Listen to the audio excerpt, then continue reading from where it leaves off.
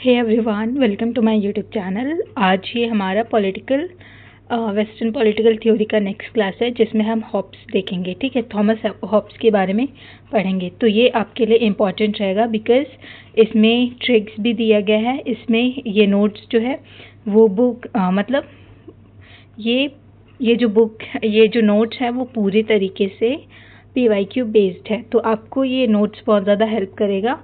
तो हम ये हॉब्स के बारे में देखते हैं। ठीक है, तो हॉब्स का जो है, इसका जो बर्थ है वो 1888 में ब्रिटेन में हुआ था। ठीक है, माल्सनबरी में हुआ था और इसका बॉर्न इन ठीक है, तो ये ब्रिटेन में इनका क्या हुआ था, बर्थ हुआ था। इनका PYQ क्वेश्चन है कि भय और मैं क्या है, जुड़वा भाई है। Fear and I were born twins. तो हॉब्स के जन्म के समय क्या हुआ था कि स्पेनिश आर्म्ड का इंग्लैंड का पर क्या हुआ था, आक्रमण हुआ था।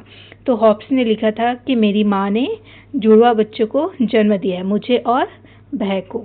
तो आपको ये वाला जो स्टेटमेंट है आपको याद रखना है कि fear and I born twins.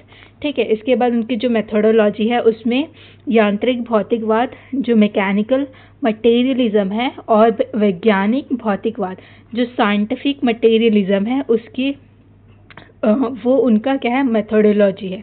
तो उनके अध्ययन में क्या और भी क्या देखने मिलता है, हमें जियोमेट्री, फिजिक्स और साइकोलॉजी की सहायता से भी ये देखने को मिलता है। तो उनका mechanical materialism, scientific materialism, geometry, physics and psychology, ये क्या है, उनकी मेथोडोलॉजी है, जिसमें उन्होंने जियोमेट्री, फिजिक्स एंड साइकोलॉजी का भी यूज़ किया है उन्होंने। तो आपको याद रखना है कि यांत्रिक भौतिकवाद किसके अध्ययन का वो मेथोडोलॉजी किसने यूज़ किया है, तो आपको याद रखना है हॉब्स ने किया था। ठीक है, इसके बाद इसमें की कॉन्सेप्ट को समझने के लिए हम क्या देखते हैं कि हॉब्स को राजनीति विज्ञान में क्या माना है, पहला वैज्ञानिक भौतिकी विचारक माना है। तो साइंटिफिक मटेरियलिस्ट थिंकर हॉब्स को माना है किसमें, राजनीति विज्ञान में। तो हॉब्स के अनुसार क्या है कि पूरा ब्रह्मांड और मनुष्य गतिशील कणों, तो मूविंग मैटर एटम से बना है। ठीक है, तो वो क्या बोलते हैं कि पूरा ब्रह्मांड जो है वो मूविंग मैटर एक एटम से बना हुआ है। तो मतलब ये इन्होंने जो फिजिक्स है इसका बहुत ज़्यादा यूज़ किया है राजनीति में भी। तो आपको याद रखना है कि हॉब्स मतलब फिजिक्स अगर आए ना, तो आपको याद रखना है कि हॉब्स ने इसका यूज़ किया है। ठीक है, इसके बाद हम डिडक्टिव, इनका मेथड है कि हॉब्स एक दार्शनिक और निगमनात्मक डिडक्टिव विचारक थे, जो सामान्य नियमों से क्या करते थे, निष्कर्ष की ओर जाते थे। कि एक नॉर्मल एक जनरल लॉ है, तो वो क्या करते थे, उसको नॉर्मल लॉ से वो विशिष्ट की ओर जाने की कोशिश करते थे। तो ये आपको ध्यान रखना है उनका मेथोडोलॉजी क्या है। इसके बाद उनकी बुक्स जो बार बार आती है आपको ये देखना है। ठीक है, तो 1629 में इसने क्या लिखा है, हिस्ट्री ऑफ पेलोपोनेशियन वॉर। तो ये थ्यूसिडाइड्स की रचना का अंग्रेजी अनुवाद है। तो जो थ्यूसिडाइड्स थे उनकी रचना थी, उनका क्या है, ये इंग्लिश ट्रांसलेशन उन्होंने किया है। तो हिस्ट्री ऑफ पेलोपोनेशियन वॉर, तो ये आया हुआ है। ठीक है, the element of law, natural and politic, तो इसमें प्राकृतिक कानून, राजनीति और प्रारंभिक ग्रंथ, जो अंग्रेजी में लिखित रचना है उसके बारे में बताया। डी काइव, ये ऑन द सिटीजन्स के बारे में लिखा है कि लैटिन भाषा में लिखित नागरिकों के कर्तव्य एवं राज्य पर विचार है। तो जो नागरिक की ड्यूटी है और जो स्टेट का कॉन्सेप्ट है वो किस में दिया है, डी काई में दिया है, 1642 में उन्होंने दिया है। उसके बाद उनका फेमस बुक है कि 1651 में इन्होंने दिया है कि लेवियाथन। ठीक है, तो लेवियाथन उनकी बुक्स जो सबसे ज़्यादा इंपॉर्टेंट है और सबसे ज़्यादा फेमस है। इसमें उन्होंने क्या बताया कि हॉब्स की सर्वोत्तम ये कृति है। ठीक है, तो मास्टरपीस इन इंग्लिश, तो इसमें क्या बताया कि राजनीतिक दर्शन, सोवेरेनिटी एंड जो सोशल कॉन्ट्रैक्ट है उसका इन्होंने कॉन्सेप्ट दिया है किसमें, लेवियाथन में। उसके बाद 1655 में हम देखते हैं डी कार्पोर ऑन द बॉडी, तो ज्ञान का अंत शक्ति है। ठीक है, तो ये उनका स्टेटमेंट इस बुक से आता है। ठीक है, तो ज्ञान का अंत क्या है, शक्ति है। तो डी कार्पोर। ठीक है, फिर डी होमाइन आ जाता है, ऑन मैन, डी होमाइन मीन्स ऑन मैन, तो ये मानव स्वभाव पर विचार करते हैं। ठीक है, डी कार्पोर, डी काइव और डी होमाइन, ये त्रय बनाती है। ये तीन क्या है, मतलब तीन, डी काइव, डी कार्पोर एंड डी होमाइन। उसके बाद बेहेमोथ, तो इसमें इंग्लैंड के गृह युद्ध के बारे में बताया हुआ है। तो ये ऑलमोस्ट आपके लिए सभी इंपॉर्टेंट रहेगा। 1629 में उन्होंने हिस्ट्री ऑफ पेलोपोनेशियन वॉर दिया है। उसके बाद element of law, natural and politic, आपको डी टाइप के बारे में याद रखना है, ये ऑन सिटिजन्स है। उसके बाद लिव्याथन, फेमस बुक जिसमें उन्होंने सोशल कॉन्ट्रैक्ट की बात की है। उसके बाद डी कार्पोर, इसमें क्या बोल रहे हैं कि जो ज्ञान है, जो नॉलेज है, उसका एंड हो जाता है पावर से। उसके बाद डी होमाइन, ऑन मैन, माना है कि मानव स्वभाव, जो ह्यूमन नेचर है उसके बारे में बताया डी होमाइन में। एंड बेहेमोथ, जिसमें इंग्लैंड के जो सिविल वॉर था उसके बारे में हॉब्स ने बताया। ठीक है, तो ये आपको ध्यान में रखना है। इसके बाद पीवाईक्यू क्वेश्चन देखते हैं कि ऑक्सफोर्ड का विश्वविद्यालय में जलाया गया, जो 1683 में लिव्याथन की ऑक्सफोर्ड यूनिवर्सिटी में जला दिए थे। ठीक, उसके बाद क्लेरेडन का विरोध, हॉब्स के समकालीन क्लेरेडन ने लिव्याथन को जला दिया था और हॉब्स की क्या की थी, क्रिटिसाइज किया था। माइकल ऑक्सफोर्ड का कथन है कि माइकल ऑक्सफोर्ड ने लिव्याथन को क्या कहा, अंग्रेजी भाषा में लिखा गया सबसे महान राजनीतिक ग्रंथ माना, the greatest masterpiece of political philosophy written in English language. तो ये वाला आता है, और ये ऊपर का तो मुझे भी नहीं पता, तो आप देख सकते हो। ठीक है, तो आप ये वाला देखना कि माइकल ऑक्सफोर्ड का कथन, तो उन्होंने क्या कहा, सबसे ग्रेटेस्ट मास्टरपीस कहा लिव्याथन बुक को। ठीक है, इसके बाद हम देखते हैं उनका human nature and state of nature के बारे में। तो मानव स्वभाव को उन्होंने किस तरीके से देखा, ह्यूमन नेचर को, कि उन्होंने कहा कि मानव क्या है, बहुत ज़्यादा स्वार्थी है, लालची है, आत्म केंद्रित है, भयभीत है, और क्या करता है, शक्ति संचय करने का क्या करता है, कोशिश करता है। मनुष्य की जो डिज़ायर है वो क्या है, इनफाइनाइट है। तो ह्यूमन नेचर को किस तरीके से देखा कि man is inherently selfish, greedy, egoistic, atomistic and driven by a perpetual desire for power. तो वो उसके डिज़ायर क्या होता है, पावर अपने पास रखने का डिज़ायर रहता है। तो उन्होंने क्या कहा कि जो ह्यूमन है वो बहुत ज़्यादा क्या है, सेल्फिश है, ग्रीडी है, इगोइस्टिक है, atomistic and driven by a perpetual desire for power. तो उनकी जो डिज़ायर है वो किसके लिए रहती है, पावर पाने के लिए।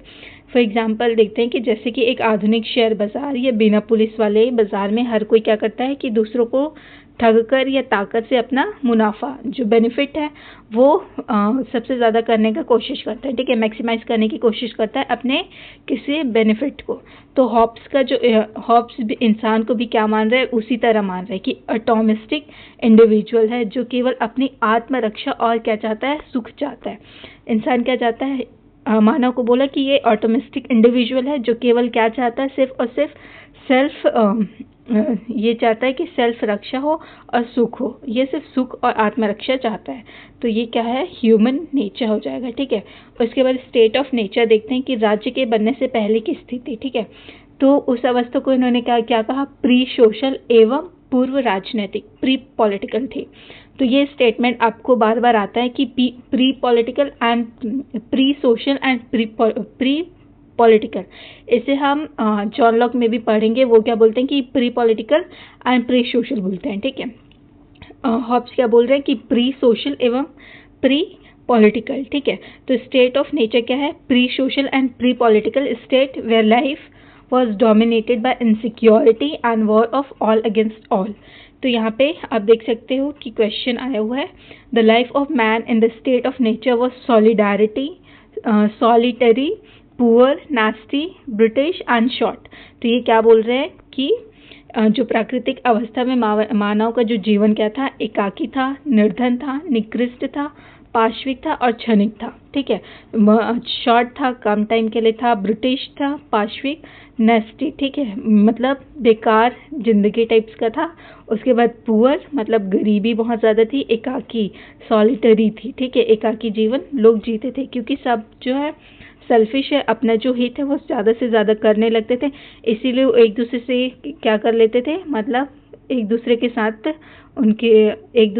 साथ वो मतलब अपना हित के लिए वो दूसरों को ठग भी सकते थे, मार भी सकते थे। मतलब वहाँ पे उनकी आत्मरक्षा की बात आ जाती थी। मतलब शेर और आप है, मतलब एक ह्यूमन और एक शेर, अगर दोनों के बीच की स्थिति है तो वहाँ पे इंसान क्या करता है, वो आत्मरक्षा की कोशिश करता है। तो वो दूसरे व्यक्ति को भी वो शेर की भांति ही देखते थे। मतलब इस तरीके से आप समझ सकते हो, राइट। उसके बाद हम देखते हैं कि war of all against all, every man is enemy to every man, ठीक है। तो सबका सबके विरुद्ध संघर्ष। उसके बाद जिसकी लाठी उसकी भैंस, माइट इज राइट। तो ये इस तरीके से क्या बोलते हैं, अरे यार, प्राकृतिक अवस्था जो थी वो इस तरीके का आप देख सकते हैं कि war of all against all और माइट इज राइट। तो प्राकृतिक अवस्था में न्याय अन्याय वैध अवैध या निजी संपत्ति जैसा कुछ कोई अवधारणा नहीं थी। शक्ति ही क्या था, शक्ति ही अधिकार थी, ठीक है। तो यहाँ पे प्राकृतिक अवस्था जो नेचुरल स्टेट थी उसमें कोई मतलब जस्टिस इनजस्टिस ऐसा कुछ नहीं था, वैध और अवैध ऐसा भी नहीं था, प्राइवेट प्रॉपर्टी भी नहीं था, शक्ति ही अधिकार थी, माइट इज राइट, जिसकी लाठी उसकी भैंस। तो ये आप देख सकते हो, ठीक है। उसके बाद ये स्टेटमेंट आपको ध्यान रखना है कि उन्होंने जो जो स्टेट ऑफ नेचर है उसे किस तरीके से देखा। उसमें सॉलिटरी थी, पुअर थी, नास्टी, ब्रिटिश एंड शॉर्ट था। तो एकाकी, निर्धन, निकृष्ट, और ये क्षणिक अवस्था था, क्या, प्राकृतिक अवस्था, ठीक है। स्टेट नहीं, प्राकृतिक अवस्था इस तरीके की थी। और जिसकी लाठी उसकी भैंस तरीके का ये वहाँ पे चलता था, मतलब उन्होंने बहुत उस तरीके का माना है, ठीक है। इसके बाद हम देखते हैं natural right and laws of nature. तो जो प्राकृतिक अवस्था है उसमें अपनी आत्मरक्षा, ठीक है। तो सेल्फ प्रिजर्वेशन के लिए कुछ भी करने की असीम स्वतंत्रता, right to everything even over others body. तो यहाँ पे आप देख सकते हो कि अपनी रक्षा के लिए वो दूसरों को मार भी सकता था, ठीक है। तो यहाँ पे देखें कि असीम स्वतंत्रता, तो उनके हिसाब से प्राकृतिक अवस्था में क्या था इंसान कि अपनी रक्षा के लिए वो क्या कर सकता था, दूसरों को मार भी सकता था। तो right to everything even over others body, ठीक है। उसके बाद यहाँ पे देखते हैं कि यह स्वतंत्रता पर आधारित है। प्राकृतिक अवस्था में अधिकार ही क्या हो गया, संघर्ष का कारण बन जाता है, ठीक है। तो इसके बाद उनका नेचुरल लॉ क्या था, बुद्धि, विवेक, जो रीजन, प्रूडेंस के द्वारा क्या करता है, निर्धारित नियम जो मनुष्य को आत्मविनाश से क्या है, रोकते हैं। तो हॉब्स ने कुल 19 तरीके का क्या बताया है, प्राकृतिक नियम का उल्लेख किया है 14वें अध्याय में। तो ये आपको याद रखना है कि हॉब्स ने कितने प्राकृतिक नियम के बारे में बताया है। तो उन्होंने 19 प्राकृतिक नियम का बताया है और ये कौन से अध्याय में है, 14 अध्याय में, ठीक है। तो ये आपको याद रखना है कि उन्होंने स्वतंत्रता ही क्या हो गया था, संघर्ष का कारण बन गया था उनके किसके अनुसार, हॉब्स के अनुसार, ठीक है। तो उन्होंने जो प्राकृतिक अवस्था उसके नेगेटिव तरीके से उन्होंने डिफाइन किया, ठीक है। उसके बाद इनका कोर जो लॉ है, कोर लॉज ऑफ नेचर, तो इसमें देखते हैं कि पहला नियम क्या है कि प्रत्येक व्यक्ति को शांति स्थापित करने का प्रयास करना चाहिए, seek peace and follow it, ठीक है। उसके बाद दूसरा नियम क्या था कि शांति और आत्मरक्षा के लिए अपने अधिकारों का त्याग करने को तैयार रहना चाहिए, सरेंडर राइट्स म्यूचुअली, ठीक है। उसके बाद तीसरा नियम था कि किए गए समझौते संविधाओं का पालन किया जाएगा, पैक्टा सेंट सर्वेंडा, ठीक है। कॉन्ट्रैक्ट मस्ट बी केप्ट, इसी ने क्या है न्याय स्थापित होगा। अगर ये कॉन्ट्रैक्ट रहेगा तभी तक क्या न्याय जो है स्थापित रहेगा, इस तरीके से देखा है, ठीक है। तो अब हम पढ़ते हैं कि सोशल कॉन्ट्रैक्ट एंड सोवेरानिटी जो उनका सबसे इम्पॉर्टेंट कॉन्सेप्ट है, ठीक है। तो यहाँ पे रीज़न फॉर कॉन्ट्रैक्ट क्या बताया कि जो प्राकृतिक अवस्था है वो क्या था, वहाँ पे बहुत ज़्यादा कियोस था, अराजकता थी, मृत्यु का क्या था, भय था, फियर ऑफ वायलेंट डेथ से मुक्ति और आत्म संरक्षण, सेल्फ प्रिजर्वेशन की गारंटी प्राप्त करने के लिए वो क्या करते हैं, एक कॉन्ट्रैक्ट करते हैं। रीज़न क्या था, to escape the perpetual fear of violent death and ensure self preservation, ठीक है। इसके बाद उनका जो फॉर्मूला ऑफ सोशल कॉन्ट्रैक्ट है वो देख सकते हैं कि मैं अपने ऊपर शासन करने के अपने अधिकार इस व्यक्ति या व्यक्ति समूह को इस शर्त पर सौंपता हूँ कि तुम भी अपने अधिकार इसी प्रकार इसे सौंप दो। तो ये इसमें क्या था कि I authorize and give up my right of governing myself to this man और to this assembly of persons on this condition that you give up to the right to him and authority all his action in like manner। तो मतलब मैं अपने अधिकार को क्या कर रहा हूँ, इस कॉन्ट्रैक्ट के थ्रू दे रहा हूँ ताकि वो मेरा क्या कर सकते, मेरा जो आत्मरक्षा है वो कर सके। तो ये कॉन्ट्रैक्ट में क्या था कि हम अपने अधिकार को देंगे, इसके बदले में हमें क्या मिलेगी, आत्मरक्षा मिलेगी, ठीक है। तो ये एक स्टेटमेंट है तो इस तरीके से उसके बाद हम देखते हैं कि समझौते की क्या मुख्य विशेषता। तो की features for statement based question. तो यहाँ पे क्वेश्चन कैसे बना है उसके बारे में है, ठीक है। तो समझौता किसके बीच हुआ था? तो समझौता केवल व्यक्तियों के आपस में हुआ है, शासक और राजा के साथ नहीं। तो क्या है कि समझौता जो है केवल आपस में व्यक्तियों के बीच हुआ है, तो अमंग इंडिविजुअल्स, ये शासक के साथ नहीं हुआ है, सॉवरेन के साथ नहीं हुआ है। उसके बाद शासक जो है, इसमें राजा समझौते का पक्षकार नहीं है, ठीक है, पार्टी नहीं है, बल्कि वह समझौते का क्या है, प्रोडक्ट है, परिणाम है। इसीलिए शासक पर समझौते की शर्तें क्या है, लागू नहीं होगी। इसके बाद एक तरफा और अपरिवर्तनीय, यह समझौता एक बार हो जाने के बाद तोड़ा नहीं जा सकता। व्यक्ति पुनः प्राकृतिक अवस्था में नहीं लौट सकता। संविदाएं बिना तलवार के केवल शब्द। तो covenants without the sword, the word are but words and of no strength to secure a man at all. तो बिना शक्ति के कानून क्या हो जाएगा, निरर्थक हो जाएगा। तो जो समझौते की विशेषता क्या थी कि ये पहली चीज़ तो ये अमंग पीपल, ये जो है लोगों के बीच हुआ है। इसमें शासक जो है पार्टी नहीं है, शासक क्या है, एक परिणाम है, एक प्रोडक्ट के रूप में आया है, ठीक है। और ये जो कॉन्ट्रैक्ट है वो कभी भी तोड़ा नहीं जाएगा, क्योंकि अगर तोड़ते हैं तो लोग जो है वो प्राकृतिक अवस्था में लौट जाएगा, जो हम नहीं चाहते, ठीक है। उसके बाद संविदाएं क्या है, बिना तलवार के केवल शब्द है। तो बिना शक्ति के कानून क्या है, निरर्थक हो जाएगी। तो ये 4 क्या है, फीचर्स है सोशल कॉन्ट्रैक्ट के, हॉब्स के अकॉर्डिंग, ठीक है।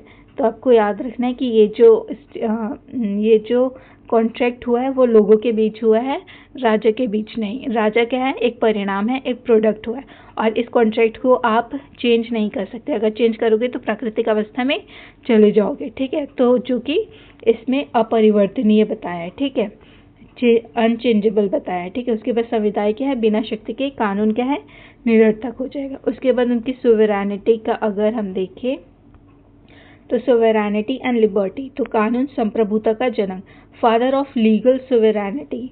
हॉब्स ने बौद्ध के संप्रभुता सिद्धांत की पूर्णता प्रदान की। हॉब्स की संप्रभुता जो है निरंकुश, एब्सोल्यूट, अनलिमिटेड, इनडिविजिबल और क्या है, इनअलाइनेबल है, ठीक है। तो यहाँ पे जो हॉब्स का sovereignty, Hobbes is consider the father of legal sovereignty. तो आपको ये याद रखना है, हॉब्स किसके जनक है, फादर ऑफ लीगल सोवेरानिटी, कानून संप्रभुता के जनक है। सोवेरानिटी इज क्या है, एब्सोल्यूट, इनडिविजिबल एंड ये इनअनाइलेबल है, ठीक है। तो ये निरंकुश, एब्सोल्यूट है, असीमित है, अविभाज्य है और अदेय है, ठीक है, इनअलाइनेबल है। तो आप देख सकते हैं। उसके बाद कानून का मौन रहना ही क्या है, स्वतंत्रता है। Liberty is the silence of law, कानून का मौन रहना ही स्वतंत्रता है। तो जिन विषयों पर संप्रभु ने कानून नहीं बनाया, जैसे व्यापार हो गया, भोजन चुनना, बच्चों की शिक्षा, वो क्या हो जाएगा, स्वतंत्रता हो जाएगा। क्रांति या विरोध का अधिकार, राइट टू रेजिस्ट रिबेल। यदि राजा जो है व्यक्ति के प्राणों की रक्षा, जो सेल्फ प्रिजर्वेशन है, ये एक यही काम दिया था स्टेट को, करने में असफल हो जाता है, फेल हो जाता है, तो उसे स्वयं को मारने का आदेश देता है, तो व्यक्ति राजा के आदेश की अवज्ञा कर सकता है, क्योंकि समझौता आत्मरक्षा के लिए ही हुआ था, ठीक है। तो यहाँ पे क्या बोल रहे हैं कि उन्हें क्रांति का अधिकार देते हैं हॉब्स, कि अगर राजा उनके जो सेल्फ प्रिजर्वेशन है, प्राणों की रक्षा है, उसे नहीं कर पा रहा है, तो वो क्या कर लेगा, व्यक्ति राजा के आदेश की अवज्ञा कर सकता है, ठीक है। क्योंकि समझौता क्यों हुआ था, सेल्फ प्रिजर्वेशन के लिए ही हुआ था, लोगों के आत्मरक्षा को सुरक्षित करने के लिए ही हुआ था। अगर वो नहीं कर पा रहे राजा, तो ये क्या हो जाएगा, उनकी अवज्ञा को वो पालन नहीं कर सकते, उसे स्वयं को मारने का आदेश भी देता है, ठीक है। तो इस तरीके से आप देख सकते हो। उसके बाद हम देखते हैं कि synthesis of individualism and absolutism, ठीक है। तो ये कॉन्सेप्ट आएगा कि हॉब्स का जो ढांचा वो क्या है, निरंकुश, ऑब्सोल्यूट है, लेकिन उसकी आत्मा जो है व्यक्तिवादी, इंडिविजुअलिस्ट है। मतलब एक और जब वो राजा की बात करते हैं या जब वो जब वो सिस्टम की बात करने लगते हैं ना, गवर्नमेंट जो सिस्टम है उसकी बात करते हैं, तो वो बहुत ज़्यादा एब्सोल्यूट हो जाते हैं। लेकिन जब व्यक्ति की बात करते हैं, उनके अधिकारों की बात करते हैं, तो बहुत ज़्यादा क्या हो जाते हैं, व्यक्तिवादी हो जाते हैं। तो इसीलिए लोग क्या बोलते हैं कि वाहने का कथन है कि हॉब्स के विचारों में एक तरफ अराजकतावादी है तो दूसरी तरफ क्या है, निरंकुशता का खतरा है। उसके बाद सेबाइन क्या बोल रहे हैं कि हॉब्स का जो संप्रभु काल्पनिक निगम है, फिक्टिशियस कॉर्पोरेशन जो है वो, और हॉब्स का आदर्श पूर्ण रूप से व्यक्तिवादी अटर इंडिविजुअलिस्ट है, क्योंकि राज्य की स्थापना किसके लिए हुआ है, व्यक्ति के हित के लिए हुआ है, व्यक्ति के आत्मरक्षा के लिए हुआ है। तो इसीलिए उन्हें बहुत ज़्यादा व्यक्तिवादी भी बोलते हैं, और जब शासन की बात आती है तो वो बहुत ज़्यादा निरंकुश भी हो जाते हैं। तो उसके बाद सीबी मैकफर्सन ने क्या कहा कि हॉब्स के विचारों में स्वत्वधारी व्यक्तिवाद, पोजेसिव इंडिविजुअलिज्म का बीज क्या है, विद्यमान है। तो ये आपको याद रखना है। एक और वो बहुत ज़्यादा क्या हो जाते हैं, एक और वो बहुत ज़्यादा व्यक्तिवादी हो जाते हैं, और एक और क्या हो जाते हैं, वो निरंकुश हो जाते हैं। अगर निरंकुश है तो वहाँ पे लोगों का क्या अधिकार जो है वो अधिकार नहीं हो जाता। तो आपको याद ध्यान रखना है कि जो हॉब्स का जो गवर्नमेंट है, मतलब वो किस तरीके का शासन प्रणाली को मानते हैं, तो वो एब्सोल्यूटिस्ट मानते हैं, ठीक है, निरंकुशवादी शासन तंत्र को मानते हैं, ठीक है। तो इसके बाद हम देखते हैं कि क्रोनोलॉजी, इसमें हम देखते हैं, ठीक है। तो जीन बोंदा ये 1530 से 1596, ठीक है, के बीच में इनका टाइम था। इन्होंने जो सोवेरानिटी है उसके सबसे पहले 6 बुक्स ऑफ द कॉमनवेल्थ लिखा है। तो इन्होंने संप्रभुता की जो बात है, सोवेरानिटी की बात जो है, सबसे पहली बार इन्होंने बताया, और उसका क्या है, उन्होंने डिफाइन किया था, एक्सप्लेन किया था संप्रभुता के बारे में। तो आपको याद रखना है कि अगर ये पूछे क्वेश्चन में कि संप्रभुता को सबसे पहले किसने यूज़ किया, किसने सोवेरानिटी को सबसे पहले यूज़ किया, तो आपको ध्यान में रखना है ये जीन बोंदा ही है, और ये PYQ क्वेश्चन है, आया हुआ है। उसके बाद थॉमस हॉब्स जो है, इनका ये 1588 से 1679 में, ठीक है। तो इन्होंने कानून, निरंकुश, संप्रभुता और सामाजिक समझौता, जो सोशल कॉन्ट्रैक्ट है, उसकी बात की।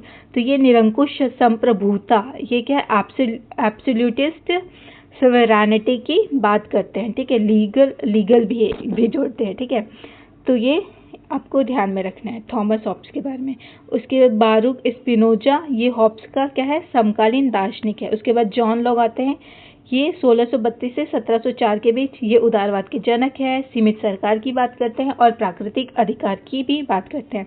अभी हॉब्स के बाद हम जॉन लॉक को ही पढ़ेंगे। उसके बाद मॉन्टेस्क्यू, तो ये इन्होंने किसके बारे में बात की, ये शक्ति के पृथक्करण, सेपरेशन ऑफ पावर्स की बात की है, किसने, मॉन्टेस्क्यू ने, ठीक है। उसके बाद डेविड ह्यूम, ये किसकी बात करते हैं, ये अनुभववादी विचारक, एम्पीरियलिज्म की बात करते हैं। उसके बाद जीन जैक रूसो, ये जनरल विल की बात करते हैं, सामान्य इच्छा की बात करते हैं, ठीक है, जिससे सभी का क्या है, हित होगा। उसके बाद एडमंड वर्क देखते हैं कि ये क्या है, फादर ऑफ कंजर्वेटिज्म है, ये रूढ़िवाद का क्या है, जनक है। तो ये आप सीक्वेंस आपको याद रखना है, ठीक है, बिकॉज समटाइम्स ये जो क्रम से जमाओ उसमें आ जाता है। कभी ये पूछ लेता है कि बुक को क्रम से जमाओ, कभी ये पूछ लेता है कि ये जो ऑथर्स है उन्हें, ये जो ऑथर्स और थिंकर्स है उन्हें पूछ लेता है कि उन्हें क्या है, क्रम से लगा, उनके जन्म के अकॉर्डिंग। और ये भी पूछता है कि उनका जो डिफरेंट कॉन्सेप्ट है वो किसने और कब दिया है। तो किसने क्या कॉन्सेप्ट दिया है ये पूछता है, कब दिया है ये तो डेट भी पूछ ही लेता है। तो इसके लिए पता है आपको, ये आइडेंटिफाई करने के लिए कि कौन से ईयर जो है वो सबसे ज़्यादा इम्पॉर्टेंट रहेगा, ये जानने के लिए आपको PYQ सॉल्व करना पड़ेगा। बिकॉज ईयर को याद रखने का एक लिमिटेशन है, ठीक है, आप सबको याद नहीं रख सकते, राइट। तो इसके लिए आप क्या करो कि आप PYQ सॉल्व करो, जहाँ पे जो क्वेश्चन आया है, जिस भी थिंकर्स का PYQ में क्वेश्चन आया है ईयर को लेके, तो आप उस थिंकर को उठाओ और लिख के रखो, ठीक है, कि उनका क्या है, ईयर आया हुआ है, तो आप उससे रिलेटेड ईयर को याद रख सकते हो, ठीक है। इसके बाद आपको ये जो की कंट्रीब्यूशन है, उनका जो की कॉन्सेप्ट है, ये तो आपको याद होना ही चाहिए। इसके बाद ये थोड़ा बहुत याद हो ही जाता है, ये जो थिंकर्स के जो क्रम है, ये थोड़ा बहुत याद हो जाता है, ठीक है। तो जब हम पढ़ते हैं, क्योंकि ऑलमोस्ट हम हम जो है वो लाइन से ही पढ़ते हैं कि पहले कौन से थिंकर आए, उसके बाद कौन आया, तो ये थोड़ा बहुत पता ही रहता है हमें, ठीक है। तो आप इसको गैस कर सकते हैं, ये थोड़ा इजी हो जाएगा, बट स्टिल आपको 3-4 बार करोगे तो ये और अच्छे से आपके माइंड में बैठ जाएगा। बट लेकिन आपको ये की कॉन्सेप्ट किसी भी हाल में याद रखना है कि कौन से की थिंकर ने कौन सा कॉन्सेप्ट दिया हुआ है, ठीक है।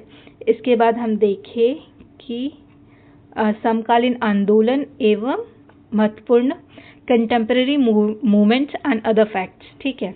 तो लेवलर्स एंड डीगर्स क्या बोलते हैं कि हॉब्स के जीवन काल के दौरान इंग्लैंड गृह युद्ध से क्या था, गुजर रहा था। तो इंग्लैंड में क्या चल रहा था, गृह युद्ध चल रहा था, ठीक है। वह 2 आंदोलन सक्रिय। तो लेवलर्स क्या है, ये पॉलिटिकल इक्वालिटी की मांग कर रहे थे, और डीगर्स क्या है, इसमें इकोनॉमिक एग्रीगेरियन इक्वालिटी की बात कर रहे हैं, जिसमें भूमि का वितरण क्या हो, समान रूप से हो। तो लेवलर्स क्या है, ये पॉलिटिकल इक्वालिटी की बात चल रही थी, डीगर्स में इकोनॉमिक एंड एग्रीगेरियन इक्वालिटी की बात कर रही थी। तो ये हॉब्स के समकालीन क्या है, हॉब्स के कंटेम्प्रेरी मूवमेंट्स है।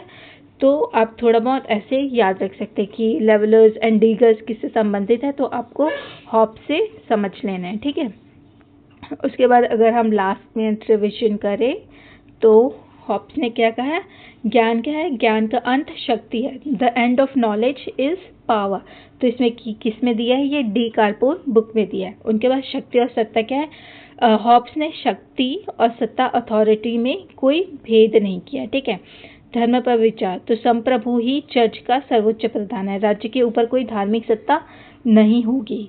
तो राज्य क्या है, जो राजा है वो सबसे ऊपर होंगे, इसमें उसके ऊपर जो धर्म है वो क्या है, उनके ऊपर लागू नहीं होगी। उसके बाद उपयोगितावाद का आधार भी उन्होंने लिया था, क्योंकि वह राज्य को एक उपयोगी संस्था मानते। उसके बाद वेपर क्या बोल रहे हैं कि हॉब्स का लेवियाथन केवल संप्रभु की शक्ति का नहीं बल्कि व्यक्ति की सुरक्षा की भी घोषणा पत्र है। उसके बाद जी.एम. वॉन क्या बोलते हैं कि हॉब्स के विचारों में एक और क्या है, अराजकतावाद है, और दूसरी ओर क्या है, निरंकुशतावाद। तो इसमें अगर मैं इंपॉर्टेंट बताऊं तो आपको ये हॉब्स का कथन याद रख लेना है। उसके बाद इसमें ये जो स्टेटमेंट है कि उसके जो राजा है वो ही क्या है, सर्वोपरि है, उसके ऊपर लागू नहीं होगा। और उपयोगितावाद का भी यूज किए थे, बिकॉज राज्य जो है वो एक उपयोगी संस्था माने थे, ठीक है। फिर आप ये भी रख सकते हैं कि एक और अराजकतावादी है, क्योंकि वो निरंकुशवादी जो शासन है उसे क्या किया था, उन्हें सपोर्ट किया था। और दूसरी ओर वो निरंकुशतावादी और अराजकतावादी, ठीक है, बहुत ज़्यादा क्या है, व्यक्तिवादी भी है। तो ये आपको ध्यान में रखना है। इसके बाद अगर देखें आगे तो अब हम जॉन लॉक के बारे में पढ़ेंगे, हॉब्स वहीं पे ख़त्म होता है, ठीक है। तो जॉन लॉक के बारे में अगर हम देखें उनका इंट्रोडक्शन, तो इनका इंट्रोडक्शन है कि 29 अगस्त 1632 में उनका जो है इंग्लैंड में उनका बर्थ हुआ था, ठीक है। तो इनके जो हिस्टोरिकल बैकग्राउंड है उसमें क्या है कि 17वीं शताब्दी में क्या चल रहा था, इंग्लैंड में क्या चल रहा था, गृह युद्ध चल रहा था, ठीक है। इंग्लैंड में सिविल वॉर चल रहा था। तो हॉब्स के पश्चात कौन आते हैं, जॉन लॉक आते हैं, ठीक है। तो उन्होंने गौरवमय क्रांति, जो ग्लोरियस रेवोल्यूशन है 1688 के गौरवमय क्रांति, ग्लोरियस रेवोल्यूशन की सफलता का क्या बोलते हैं, औचित्य सिद्ध किया कि संसद की सर्वोच्चता का उन्होंने समर्थन किया था।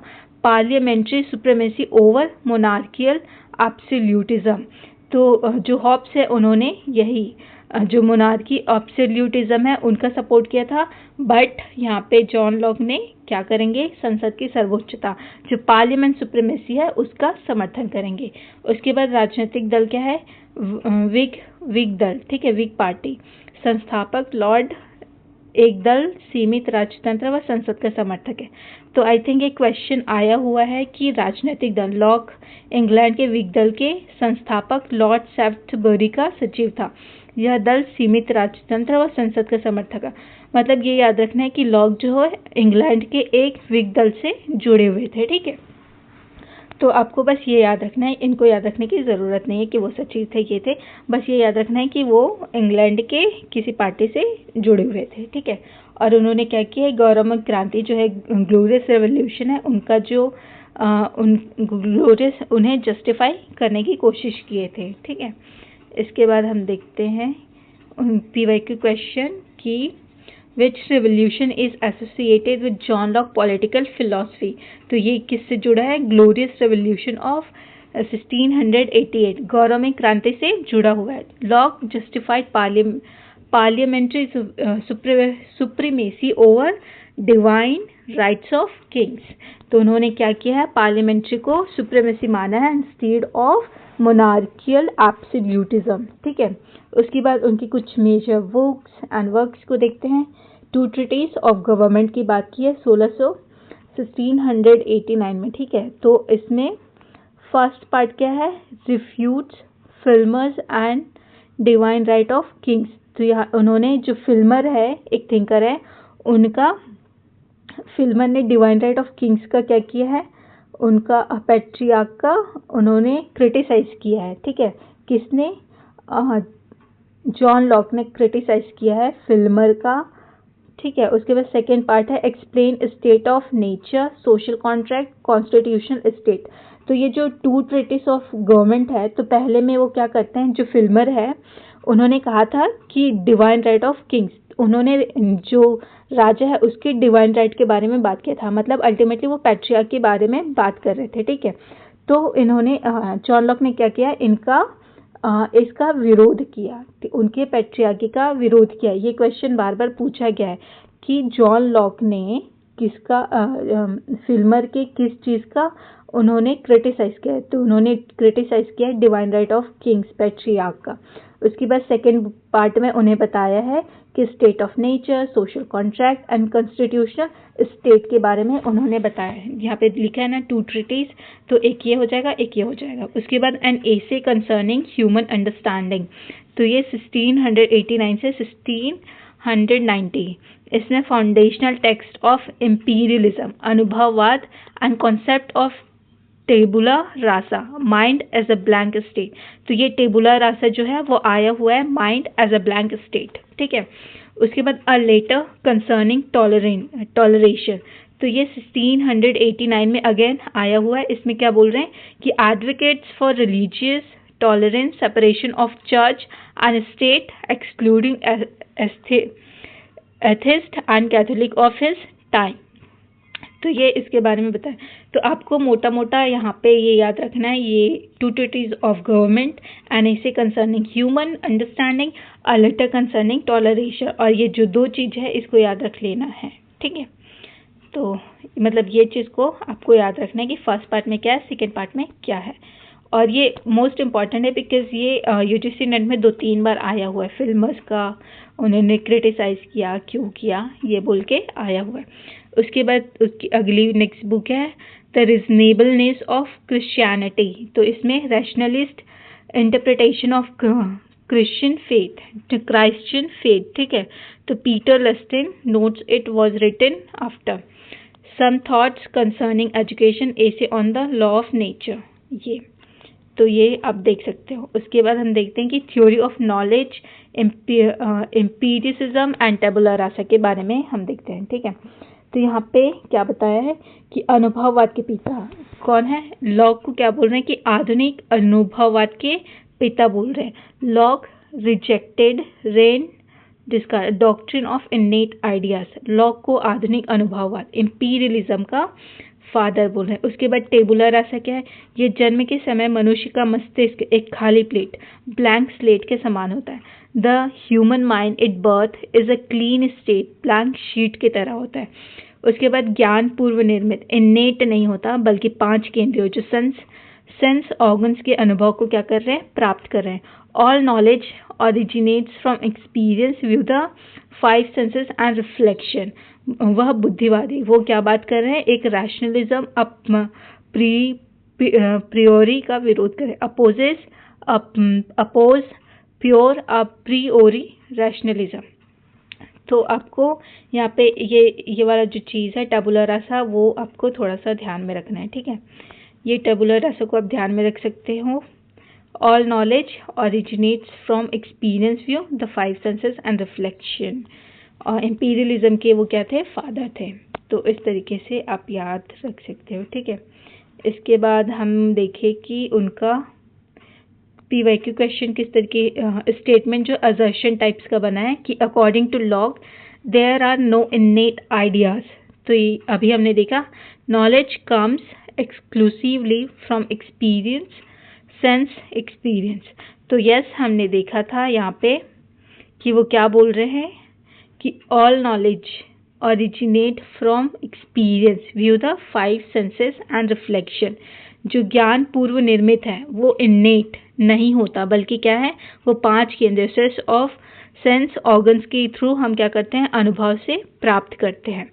तो ये जो असर्शन रिएक्शन आता है, जो 2 कथन आता है, उसमें कथन 1 कथन 2 आता है ना, जिसको हम डिफाइन करते हैं असर्शन रिएक्शन टाइप्स का। तो ये उसमें आया हुआ है कि according to Locke there are no innate ideas. तो ये ट्रू है, यहाँ पे देख सकते हो।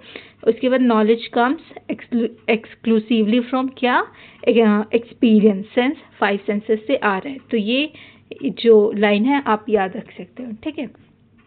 इसके बाद हम देखते हैं कि refutation of Filmer and patriarchy theory. तो पितृसत्तात्मक राज्य व रॉबर्ट फिल्मर का उन्होंने क्रिटिसाइज किया है।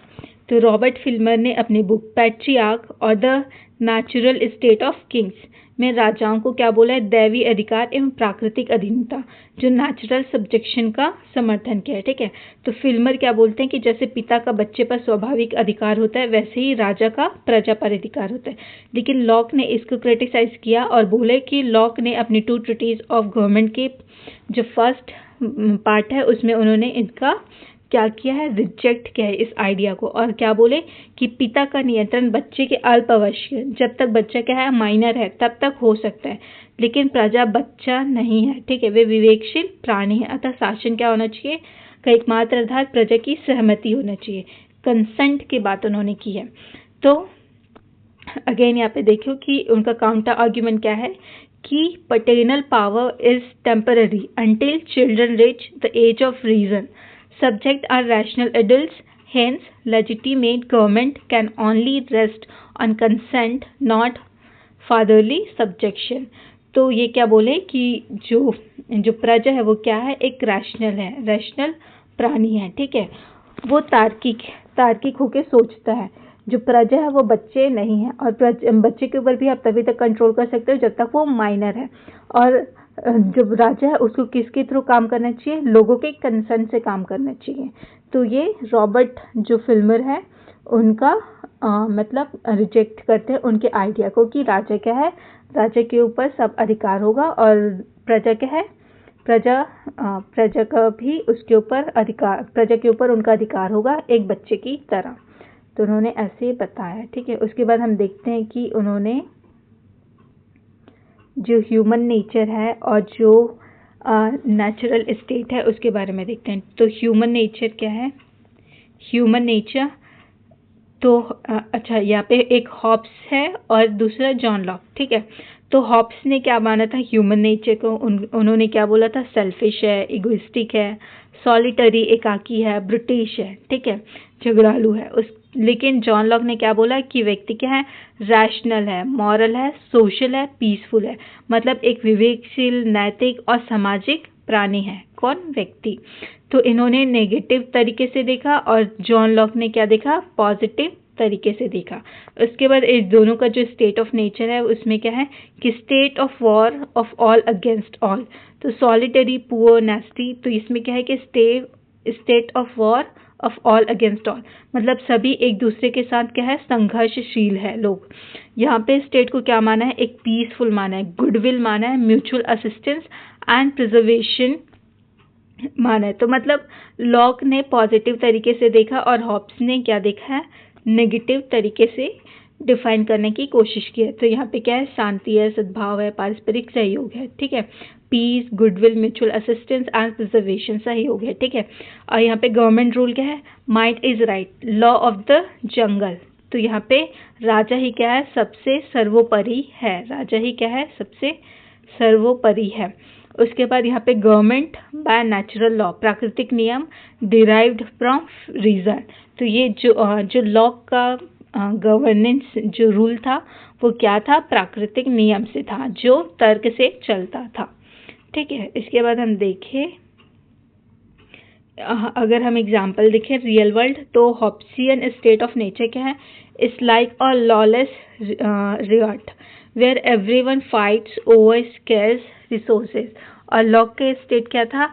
Is like a peaceful camping trip among civilised friends where everyone follows unwritten moral rules of decency, but there is no appointed camp supervisor to resolve disputes when a misunderstanding occurs. तो यहाँ पे क्या बोल रहे हैं कि Hobbs का जो स्टेट था वो लॉलेस है, नियम लॉलेस था, ठीक है। रियॉट वेयर एवरीवन क्या है? सभी लोग एक दूसरे के साथ क्या है? रिसोर्ट्स के लिए क्या कर रहे हैं? झगड़े करते हैं, फाइट कर रहे हैं, संघर्ष चल रहा है। लेकिन लॉक का क्या है? एक पीसफुल कैंपिंग ट्रिप की तरह है। जो लॉक का स्टेट है वो एक कैंप, मतलब जब घूमने जाते हैं लोग तो क्या होता है कि वो बहुत ज़्यादा खुश रहते हैं, मतलब सब कुछ बहुत अच्छा चलता है, ठीक है। अगर आप कहीं पे ट्रिप पे गए हो, ठीक है, तो वो क्या बोल रहे हैं कि पीसफुल कैंपिंग ट्रिप की तरह है, सिविलाइज्ड है, लेकिन बस यहाँ पे एक चीज़ है, लेकिन वहाँ पे जो अनरिटन मॉरल है उसे भी वो फॉलो कर रहे हैं। लेकिन एक प्रॉब्लम है कि अगर यहाँ पे सुपरवाइजर नहीं है, कि अगर मान लो कोई मिसअंडरस्टैंडिंग हो गई तो उसे उस डिस्प्यूट को सॉल्व कौन करेगा?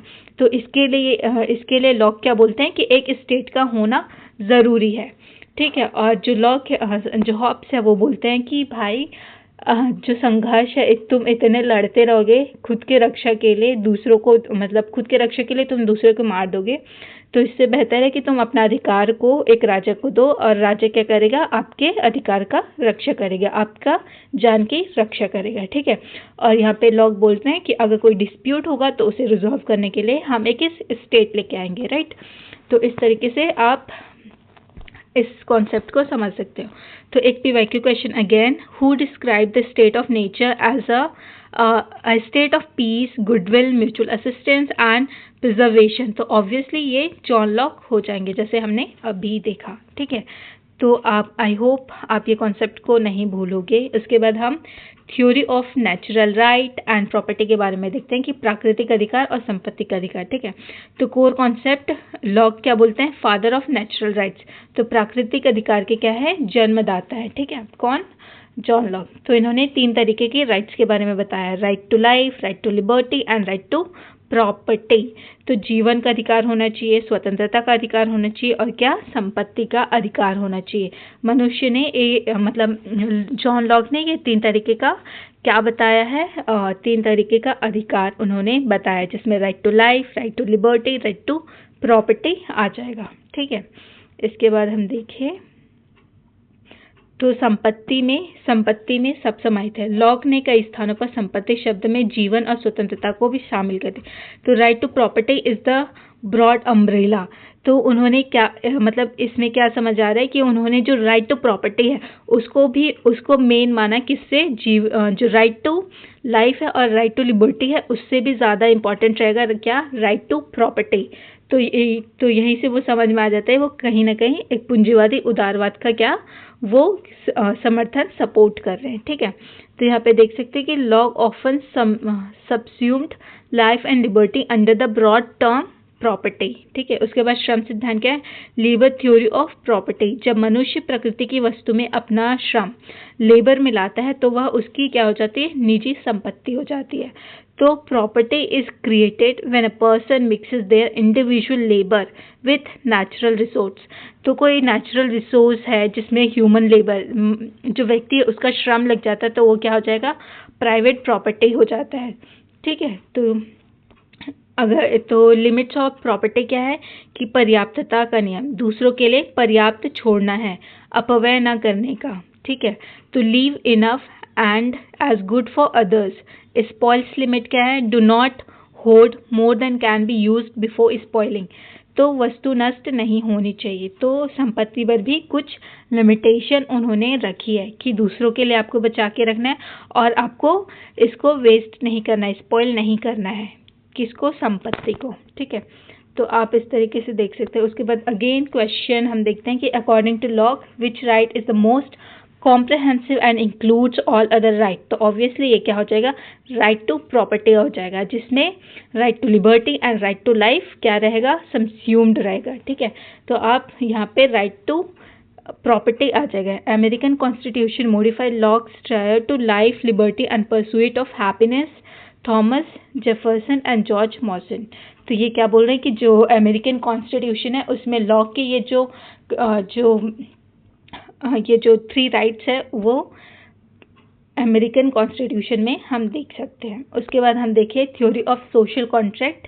ये हॉब्स के थ्योरी ऑफ सोशल कॉन्ट्रैक्ट के बारे में है, ठीक है। तो why was the contract model, तो अनुबंध की आवश्यकता क्यों हुई। तो in the state of nature 3 inconveniences, 3 असुविधा थी, ठीक है। क्या था, lack of an establish settled known law, क्या था, विधि का क्या था, अभाव था, ठीक है। लैक ऑफ क्या, लैक ऑफ लॉ, ठीक है। उसके बाद lack of known and impartial जज एग्जीक्यूटर, तो निष्पक्ष न्यायाधीश का क्या था, इम्पार्शियल जज एंड एग्जीक्यूटिव का भी लैक था। उसके बाद lack of an executive power of enforce just sentence, तो दंड लागू करने के लिए भी क्या था, शक्ति का अभाव था। तो आप यहाँ पे क्या था, जो नेचुरल स्टेट था, जो प्राकृतिक अवस्था था, उसमें 3 तरीके की क्या थी, 3 इनकन्वीनियंस थी, 3 असुविधाएं थी। पहला था कि लॉ नहीं था, दूसरा क्या था कि वहाँ पे निष्पक्ष जस्टिस नहीं मिल रहा था, और दूसरा क्या था कि दंड लागू करने वाली कोई शक्ति का अभाव नहीं था, ठीक है। तो यहाँ पे कोई एक इन्फोर्स जस्ट इनजस्टिस, तो power to enforce just sentence, ये भी नहीं था। तो ये 3 असुविधाएं थी जिसके कारण हमें क्या करना पड़ा, सामाजिक अनुबंध करना पड़ा, हमें क्या करना पड़ा, सोशल कॉन्ट्रैक्ट करना पड़ा इस इनकन्वीनियंस की वजह से। इसके बाद हम देखते हैं कि 2 प्रकार के समझौते की उन्होंने बात की है। तो फर्स्ट कॉन्ट्रैक्ट क्या है, among individuals to form a civil society commonwealth, ठीक है। तो यहाँ पे व्यक्तियों ने आपस में मिलकर क्या किया, नागरिक समाज, जो सिविल सोसाइटी है का उसका निर्माण करेंगे, और ये क्या रहेगा, शाश्वत रहेगा, ठीक है। उसके बाद दूसरा क्या बोले कि ये between civil society and the ruler government create a limited government. तो दूसरा क्या होगा कि नागरिक समाज और सरकार के बीच सरकार को केवल प्राकृतिक अधिकारों की रक्षा की शक्ति दी जाएगी, मतलब लिमिटेड गवर्नमेंट, जो सीमित सरकार है उसकी, इन्होंने सीमित सरकार की बात की, लिमिटेड गवर्नमेंट की बात की, किसने, लॉक ने, ठीक है। उसके बाद न्याय ट्रस्ट, लॉक ने सरकार को एक ट्रस्ट या लिमिटेड लायबिलिटी कंपनी की तरह माना। सरकार ट्रस्ट का उल्लंघन करती है तो जनता क्या करती है, उसे हटा सकती है, जनता उसे हटाने का अधिकार रखती है। तो Locke designated government as a mere fiduciary trust. If government breaches trust, citizens retain the right to overthrow, rebel against it. Right to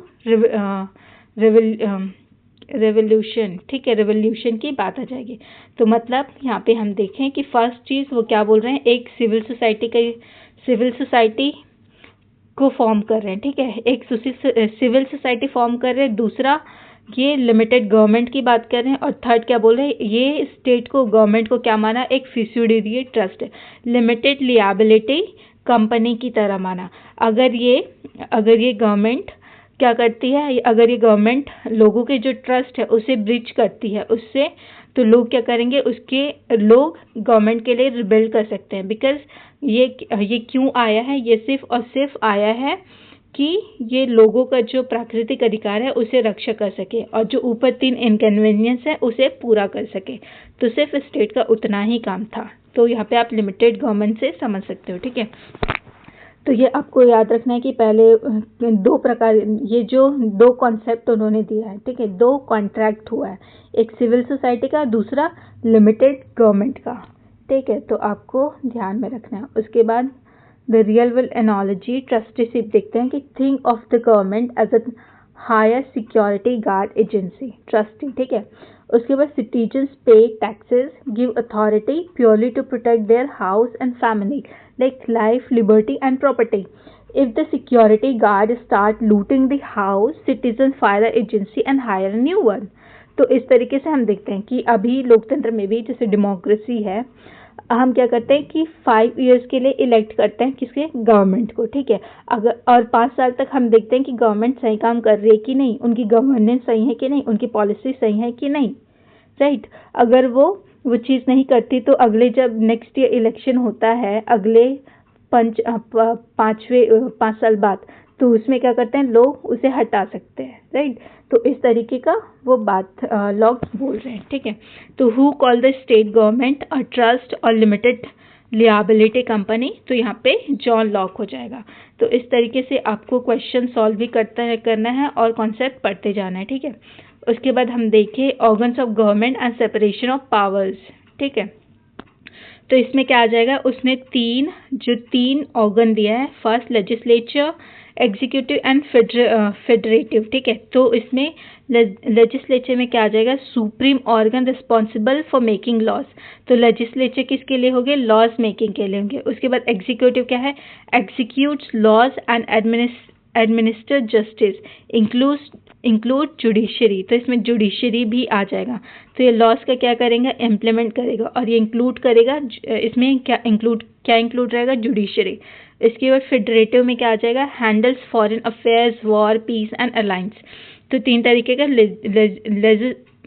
legislature जिसमें कानून बनेगा, एग्जीक्यूटिव जिसमें कानून को क्या करेंगे, इम्प्लीमेंट करेंगे। इसमें क्या रहेगा, न्याय जो जुडिशरी सिस्टम जो है वो भी इसके अंदर आएगा। उसके बाद फेडरेटिव में क्या आ जाएगा, अगर कोई भी एक्सटर्नल मैटर है, कोई भी फॉरेन प्रॉब्लम है, अफेयर्स है, तो उसके लिए क्या रहेगा, फेडरेटिव पावर्स भी रहेगा। तो यहाँ पे आपको नोट याद रखना है कि पृथक्करण जो the spirit of the laws है 1748 से जुड़ा है, परंतु इसका बीज जो है लॉक के विचारों में था। तो ये पृथक्करण का सिद्धांत, ठीक है। While Montesquieu popularise separation of powers 1748, Locke initiated the core principle, ठीक है। तो इससे मतलब ये बोल रहे हैं कि अभी हम जो मॉन्टेस्क्यू है ना, उन्होंने इस नाम से जुड़ा है, परंतु इसका बीज पहले इन लॉक ने इसके बारे में बात किया है। तो अभी अगर बोलते हैं कि सेपरेशन ऑफ पावर कौन लाया, तो हम बोलते हैं कि ये मॉन्टेस्क्यू ने लाया है, लेकिन इसका बीज इसका जो कोर प्रिंसिपल है उसको इनिशिएट कौन कर दिया था, लॉक ने पहले ही इनिशिएट कर दिया था। जब हम कौटिल्य को पढ़ेंगे इंडियन पॉलिटिकल थिंकर में, तो वहाँ पे भी हम कौटिल्य को क्या बोलेंगे कि ये जो लॉक है या मॉन्टेस्क्यू है, इससे भी पहले किसने बोल दिया था, कौटिल्य ने बोल दिया था। तो आपको ये ध्यान रखना है। उसके बाद हम स्टेट को क्या बोल रहे हैं, नाइट वॉचमैन स्टेट की तरह देख रहे हैं कि राज्य केवल बाह्य आक्रमण से क्या करेगा, रक्षा करेगा। लेजिस्लेचर स्टेट की तरीके से देख रहे हैं। Government is negative and minimal, function is strictly law, order and defence. तो ये लेजिस्लेचर की बात कर रहे हैं, नाइट वॉचमैन स्टेट की बात करते हैं। कौन लॉक। तो आपको बार बार याद रखना है कि बिकॉज हमारे पास ऑलमोस्ट 35 से 40 थिंकर्स हैं, सभी के अपने अलग अलग कॉन्सेप्ट है। तो जब आप पढ़ो तो आपको बार बार याद रखना है कि आप कौन से थिंकर्स को पढ़ रहे हो, ठीक है। तो और एक दिन में से 2 से 3 ही थिंकर्स को पढ़ना है, उसके बाद आप स्विच कर देना अलग यूनिट में, क्योंकि अगर एक साथ पढ़ोगे तो आपको क्या हो जाएगा, आपको बहुत ज़्यादा कन्फ्यूजन हो जाएगा। तो आप अलग अलग 2-2, 3-3 करके पढ़ना, ठीक है। एक साथ पूरा थिंकर्स को ख़त्म करना है ये बोल के नहीं करना है, ठीक है। उसके बाद हम देखते हैं कि क्रांति का अधिकार, अपील टू हेवन, ठीक है, राइट टू रेवोल्यूशन, हाँ ठीक है। तो right to rebel and appeal to heaven, स्वर्ग से क्या करना है, प्रार्थना करना, अपील टू हेवन। तो यदि राजा, if the ruler act despotically or breaches the trust, citizens possess the right to resist and revolt। तो क्या बोल रहे हैं कि अगर जो राजा है, हमने सोशल कॉन्ट्रैक्ट के थ्रू हमने एक लिमिटेड गवर्नमेंट को क्या किया है, फॉर्म किया है, अगर वो क्या कर रहे हैं कि वो प्राकृतिक अधिकारों का हनन करती है, ठीक है, और लोगों की रक्षा के बजाय उन्हें हार्म करने लगती है, तो यहाँ पे जनता को क्या होगा, क्रांति, रिबेल का क्या होगा, एक अधिकार होगा, पूर्ण अधिकार होगा, right to resist and revolt. तो वो उन्हें क्रांति और विद्रोह करने का क्या हो जाएगा, अधिकार रहेगा। उसके बाद देखते हैं कि लॉक ने क्या बोल रहा है कि लॉक ने क्रांति के लिए प्रसिद्ध शब्द स्वर्ग से प्रार्थना, अपील टू हेवन का वर्ड का यूज कर रहे हैं। तो Locke use the famous metaphor appeal to heaven for taking up arms against a tyrannical monarchy, ठीक है। क्रांति से सरकार का क्या होगा, पतन होगा और समाज नष्ट नहीं होगा। तो overthrowing government dissolve only the government, leaving the civil society intact. तो समाज तो रहेगा, बस क्या हो जाएगा, सरकार जो है वो गिर जाएगी, ठीक है, तो आपको ध्यान रखना है कि अगर गवर्नमेंट क्या कर रही है, आपकी रक्षा करने में भी सफल नहीं है, तो हम उसे रिबेल कर सकते हैं। तो यहाँ पे अगेन PYQ क्वेश्चन आया हुआ है कि स्वर्ग से प्रार्थना, appeal to heaven for the right to revolution. तो ये किसने बोला है? जॉन लॉक ने बोला है in second treatise of civil government. ठीक है, तो आपको याद रखना है। उसके बाद हम उनकी प्रमुख सिद्धांत, जो मेजर क्रिटिक है एंड कमेंट्रीज है, उनके बारे में देखते हैं कि CB मैकफर्सन ने क्या बोला कि the political theory of possessive individualism 1962 में उन्होंने बताया कि जो called lock individualism, possessive individualism, तो उन्होंने लॉक को क्या बोला? एक स्वत्व मूलक व्यक्तिवादी कहा, dubbed lock the father of capitalism. पूंजीवाद का क्या है? फादर है। कौन? John Locke. तो मैकफर्सन ने क्या बोला? Macpherson argue Locke's state protects only property owning bourgeois classes. तो यहाँ पे CB मैकफर्सन ने क्या बोल दिया लॉक को कि भाई लॉक क्या कर रहे हैं? ये तो प्रॉपर्टी को बचाने के लिए क्या बुजुर्ग जो वर्ग है, जो पूंजीपति लोग हैं, उनका क्या कर रहे हैं? उन्हें प्रोटेक्ट कर रहे हैं। तो इस तरीके से CB मैकफर्सन ने क्या किया? आर्ग्यू किया। उसके बाद वॉन का देखिए, वॉन क्या बोल रहे हैं? Critic of locks legislative supremacy का इन्होंने क्या बोल रहे हैं? लेजिस्लेटिव सुप्रीमेसी का इन्होंने बोला है। ठीक है, तो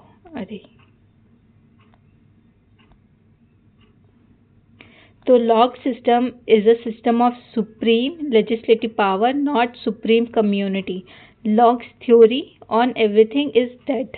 उसके बाद वेपर क्या बोल रहे हैं कि call lock the first spokes person of modern liberalism and last spoke person of medieval tradition.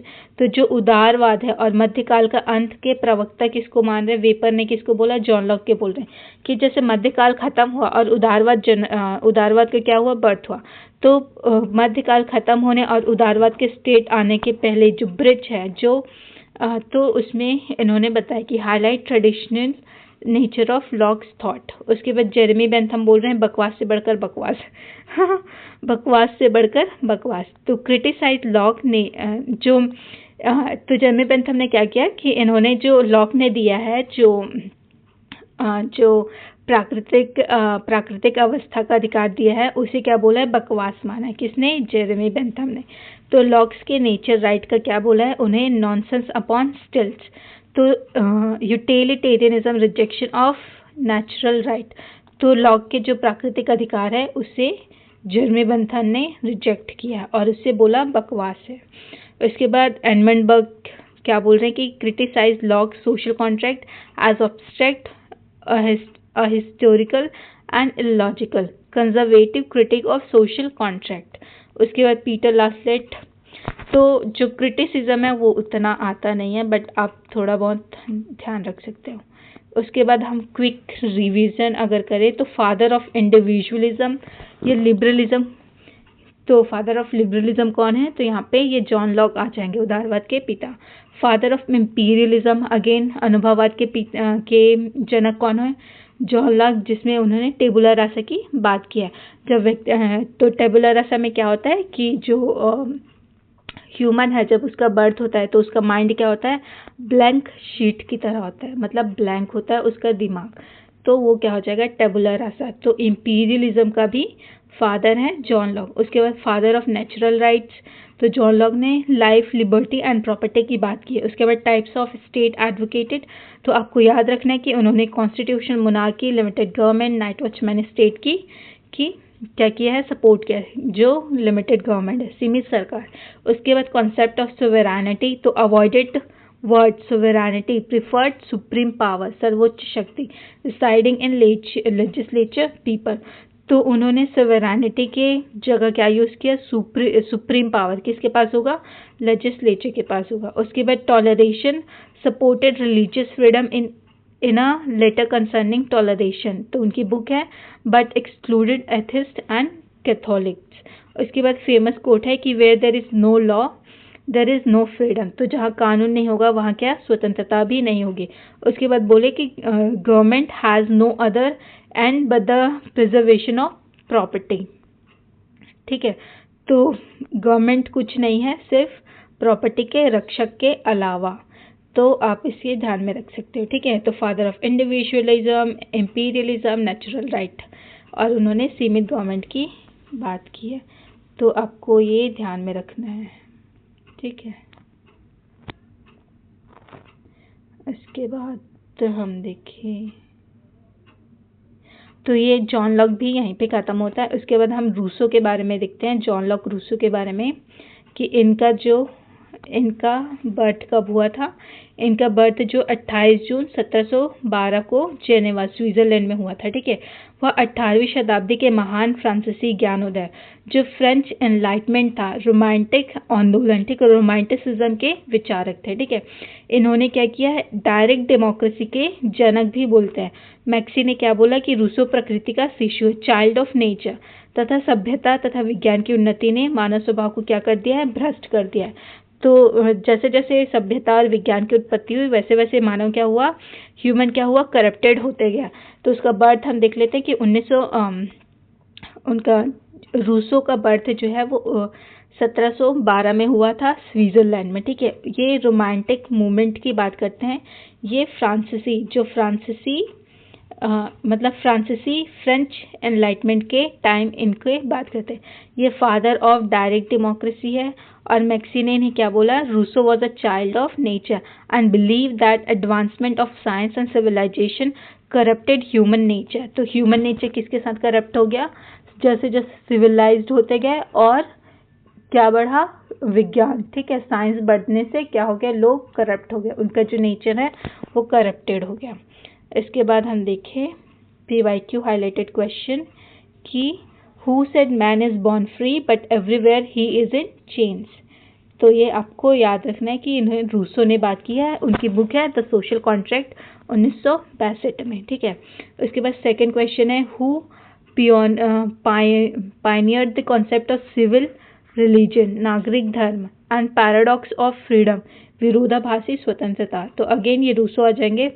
रूसोज general will, जो सामान्य इच्छा है, is equivalent to whose absolute sovereignty. तो ये Hobbes Leviathan, but its head chopped off, Hobbes का सिर कटा हुआ लिव्याथन। तो ये आप देख सकते हैं, ये PYQ क्वेश्चंस हैं। उसके बाद उनकी मेजर बुक्स को अगर हम देखें कि उन्होंने 1750 में क्या लिखा, a discourses on the moral effects of the arts and science. तो कला एवं विज्ञान पर निबंध, फर्स्ट डिस्कोर्सेस, ठीक है। तो उसमें कोर थीम क्या है कि won Dijon academy prize, argue civilization corrupted human morality. तो सिविलाइजेशन से क्या हो गया, करप्टेड ह्यूमन, जो ह्यूमन है उसकी मोरालिटी में करप्शन आ गया जैसे जैसे सिविलाइज्ड होते गया। उसके बाद 1755 में क्या, discourses on the origin and bias of inequality among man. तो विषमता की उत्पत्ति का प्रवचन दिया है सेकेंड डिस्कोर्सेस में। तो introduced origin of private property and nature versus moral inequality. तो जो प्राइवेट प्रॉपर्टी आता है वैसे वैसे भी क्या हो गया है, जो ह्यूमन मानव के बीच में क्या हो गया, असमानता बढ़ गई। उसके बाद 1755 में उन्होंने अ डिस्कोर्स ऑन पॉलिटिकल इकोनॉमी लिखा, राजनीतिक अर्थव्यवस्था पर प्रवचन। तो first mention of the concept of general will की बात इन्होंने अ डिस्कोर्स ऑन पॉलिटिकल इकोनॉमी में बात की है, ठीक है। उसके बाद ला नोवेल हेलोइस। तो आपको ये ध्यान रखना है, बुक्स मोटा मोटा आप देख सकते हो, आपको ध्यान रखना है, मतलब आता है यार, क्या कर सकते हैं, ठीक है। तो उसके बाद उनकी और बुक है the social contract, most famous book, जो 1765 में आया है, सामाजिक अनुबंध का सिद्धांत। तो contains famous quote, man is born free, deal with popular, और क्या होता है कि सभी तरह चेन से जकड़ा हुआ है। तो ये सोशल कॉन्ट्रैक्ट में ये फेमस कोट आया हुआ। उसके बाद इमाइल, ये एजुकेशन के ऊपर बुक है, अगेन ये PYQ क्वेश्चन है। इमाइल जो है शिक्षा पर अनुबंध है। तो philosophy of education according to natural state and growth stages. उसके बाद 1772 में क्या आता है, consideration on the government of Poland. तो पोलैंड की सरकार पर विचार, ये उतना आता नहीं है। द कन्फेशन क्या है, आत्मकथा, ऑटोबायोग्राफी, वर्क पब्लिश्ड पोस्टह्यूमसली, ठीक है। तो आपको ये जो तीन बुक है ध्यान रखना है, द सोशल कॉन्ट्रैक्ट, इमाइल जो एजुकेशन के ऊपर है, एंड कन्फेशन, ठीक है। तो आप इसे याद रख सकते हैं। फिर हम देखते हैं कि रूसो ने किस तरीके से ह्यूमन नेचर को बताया। तो उन्होंने नेचर को क्या दिखा कि मानव क्या है, पशुवत है। Man was innocent, simple, solitary and blissfully ignorant. तो ये क्या है, मनुष्य क्या है, पशुवत है, सीधा है, निर्दोष है और निष्पाप है। तो मतलब इसमें ब्लिसफुली इग्नोरेंट बताया है। उसके बाद वह ना अच्छा है ना तो बुरा है, मतलब अनैतिक नहीं है बल्कि नैतिकता पूर्व अमोरल है। रूसो ने व्यक्ति को क्या कहा, नोबल सिविज कहा। तो ये स्टेटमेंट आता है। नोबल सिविज किसने कहा, तो रूसो ने किसको कहा, व्यक्ति को कहा। ठीक है, टर्म्ड एज नोबल सिविज, भद्र पशु बाय रूसो। ठीक है, इन्होंने 2 मूल भावनाएं बताई, स्वप्रेम, सेल्फ लव, इसमें आत्मरक्षा। उसके बाद दूसरा है कंपैशन, दूसरों के सुख को देखकर द्रवित होना। ठीक है, तो फर्स्ट है सेल्फ लव और दूसरा है सिंपैथी। तो अगर आप प्रैक्टिकल एग्जांपल देखें, imagine a child living isolated in forest, he eats when hungry, feels compassion when seeing an injured animal, but has no jealousy, greedy or pride until social institution property enters.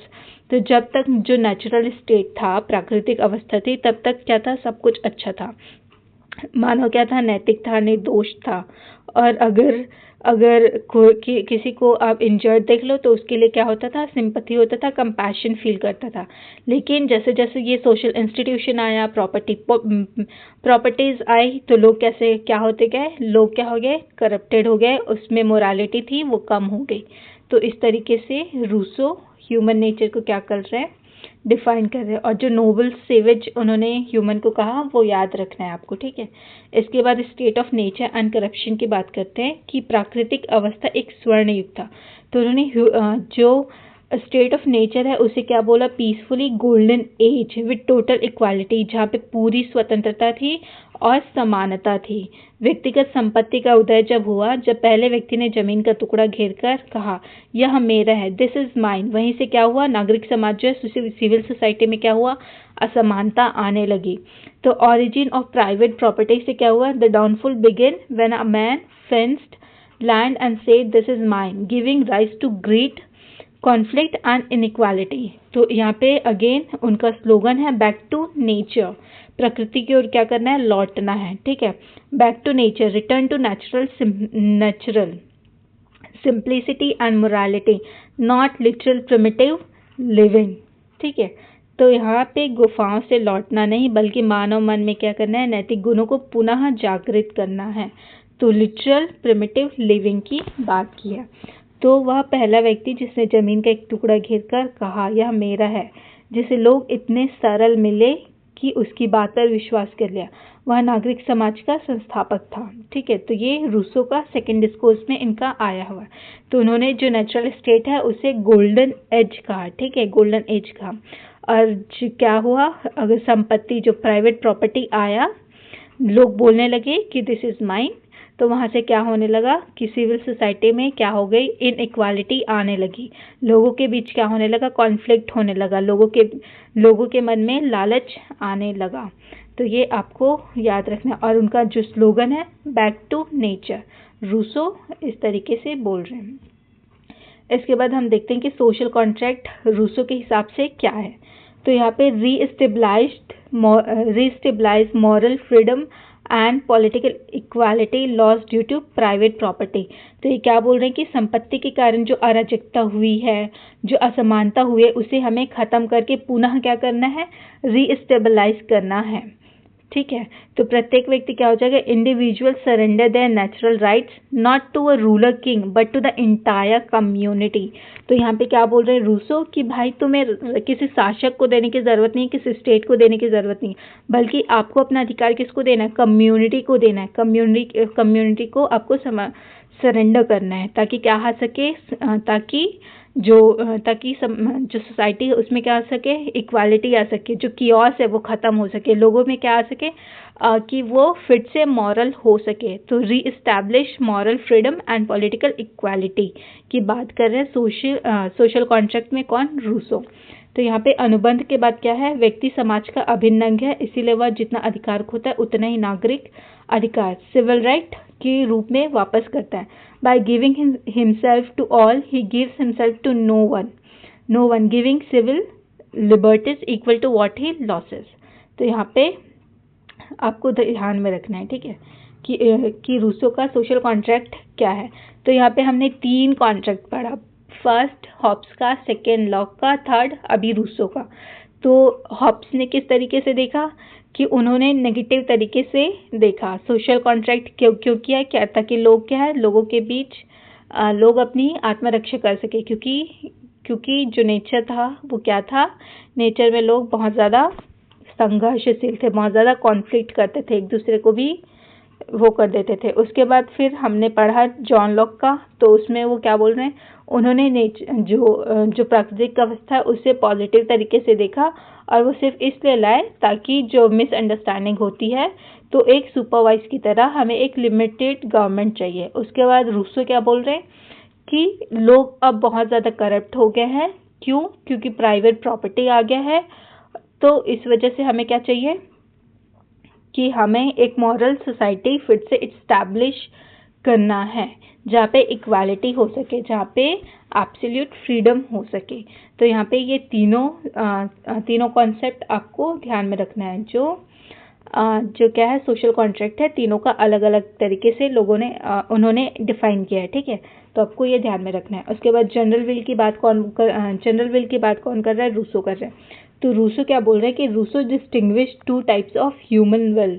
First है actual will, जिसमें क्या है कि selfish, narrow, private and interest of individuals है। But उन्होंने real will की बात की, जहाँ पे लोग क्या है, रैशनल है, अनसेल्फिश है, डायरेक्टेड टूवर्ड्स कम्युनिटी का वेलफेयर।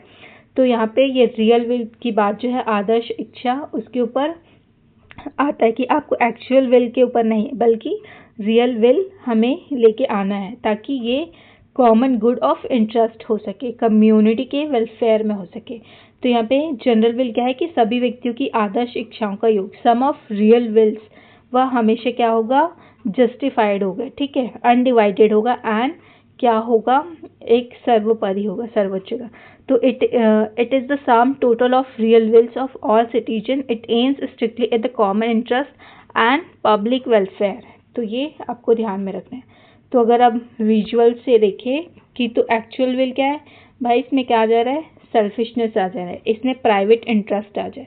अगर रियल विल है वो क्या है, ये सोशल वेलफेयर में है। तो जनरल विल क्या हो जाएगा, सम ऑफ रियल विल्स, सभी की आदर्श इच्छाओं का योग हो जाएगा। जनरल विल क्या है, सभी की जो रियल विल है उसको मिलाते हैं, तो ये क्या हो जाएगा, जनरल विल बन जाएगा।